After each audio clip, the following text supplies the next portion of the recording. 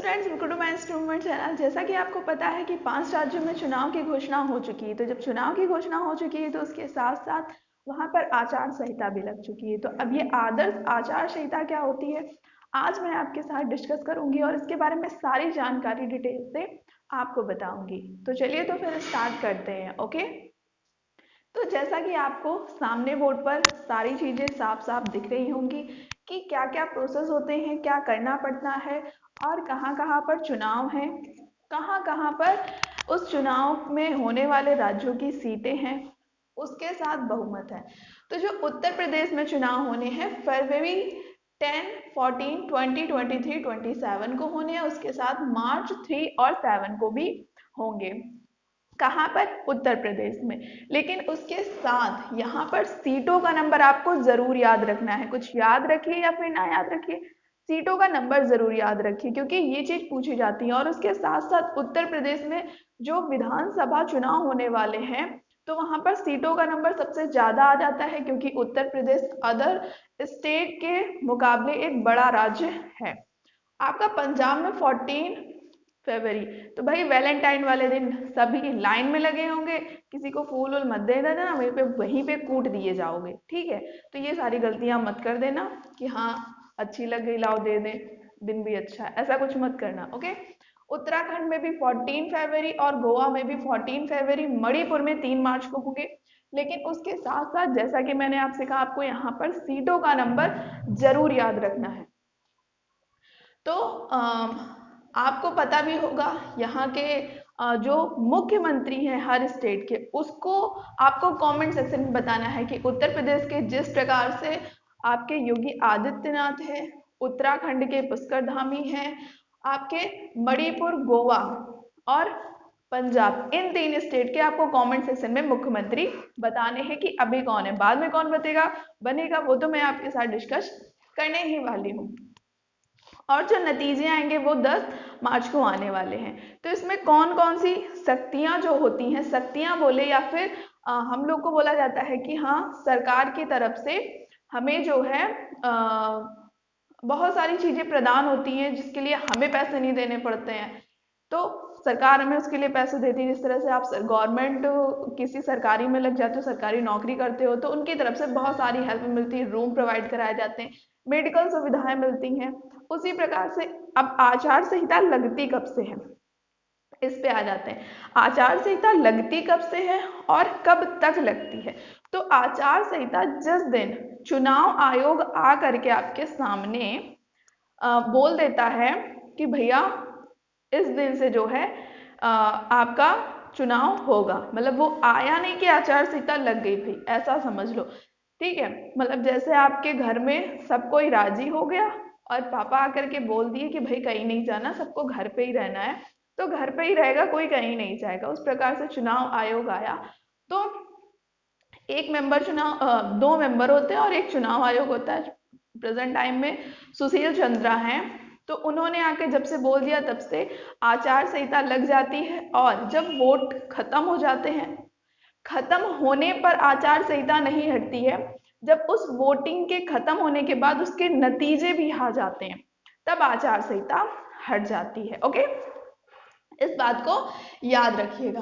अब जैसे इधर मैंने कुछ पॉइंट्स लिखे हैं जो आपको माइंड में रखना चाहिए क्योंकि एग्जाम में इससे तो चीजें आएंगे कन्फर्म है, बट हो सकता है इनसे भी चीजें आने के चांसेस है।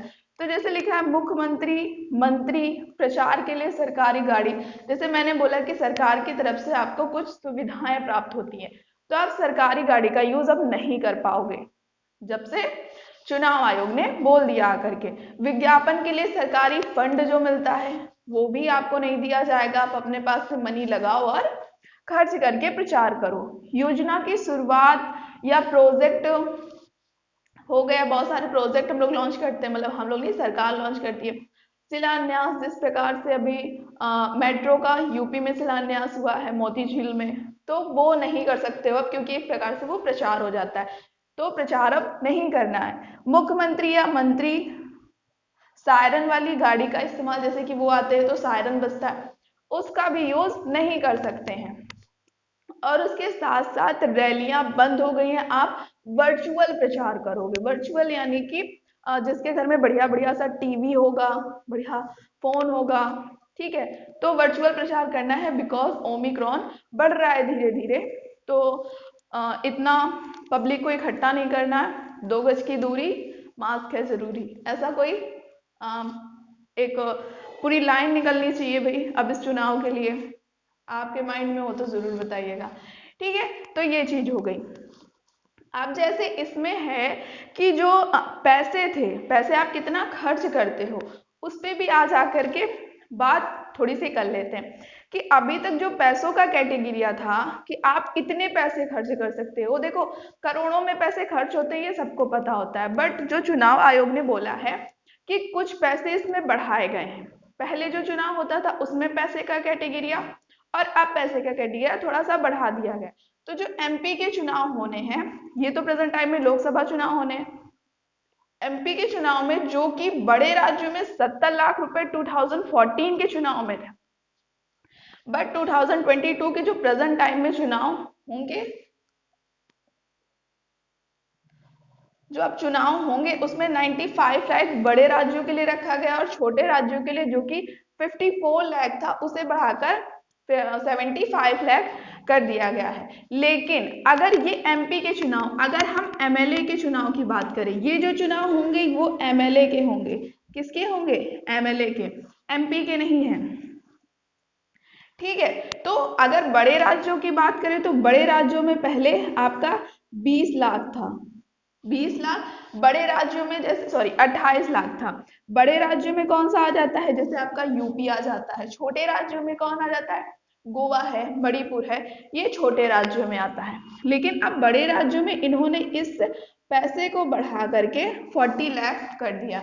लेकिन छोटे राज्यों में जो कि 20 लाख था, ठीक है, छोटे राज्यों में जो कि 20 लाख था उसे बढ़ा करके 80 लाख कर दिया गया है। अगर मैम इन्होंने ये पैसे, इतने पैसे में तो कुछ ना होना है, पैसे तो ज्यादा लगेंगे। अगर इन्होंने इस चीज का एविडेंस नहीं दिया, मतलब हमने इससे ज्यादा पैसे खर्च किए हैं तो उसका एविडेंस भी देना पड़ेगा ना, को दिखाना पड़ेगा ना कहाँ पर आपने कितने रुपए खर्च किए हैं, कैसे क्या किया है।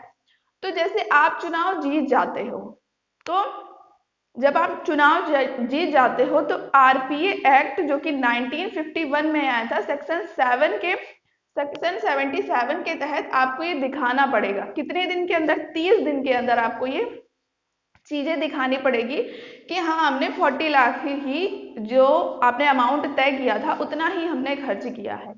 ओके, तो इस चीज को दिखाना पड़ता है। लेकिन अगर इस चीज को नहीं साबित कर पाए, ज्यादा खर्च हुआ है, ज्यादा पता चल गया, तब क्या होगा?